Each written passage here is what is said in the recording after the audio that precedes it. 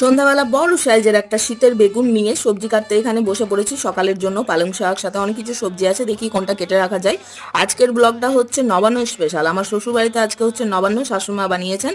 তো দেখুন এখানে মিষ্টি, সাথে ফল, দুধ, চাল তপ্ত, কনডেন্স মিল্ক সমস্ত কিছু দেওয়া আছে। এখানের প্রসেসটা একটু আলাদা, সে কারণে আপনাদের সাথে শেয়ার করছি, পুরো ভিডিওটা দেখবেন। এখানে মিষ্টির থালা একদম রেডি, তার মধ্যে অনেক রকম মিষ্টি আছে। তো চলুন সাজিয়ে নেওয়া যাক। কোনটা কখন দেবো সেটা আপনাদেরকে দেখাচ্ছি। তো প্রথমে কলা দিয়ে, লেবু দিয়ে, তারপর এখানে আপেল, খেজুর সমস্ত কিছু দিয়ে দিলাম। এটা হচ্ছে খোয়া ক্ষীর। তো ছুরি দিয়ে 2 ভাগ করে নেবো দুইজনের জন্য। তারপর যেটা বড় সেটাই আমি নিয়েছি, আমি বড়টাই খাই। কনডেন্স মিল্ক একটু দিয়ে দিলাম, আর দুধের সরটা আমার জন্যই বরাদ্দ থাকে সবসময়। দুধের সর দিয়ে অনেকটা পরিমাণ দুধ লাগবে, এটা 500 দুধ আছে, দুজনের জন্য এনাফ। তারপর মিষ্টিগুলো সাজিয়ে নিয়েছি বুদিয়ার সাথে, 4 রকম আরও এক্সট্রা মিষ্টি ছিল, 4-5 রকমের।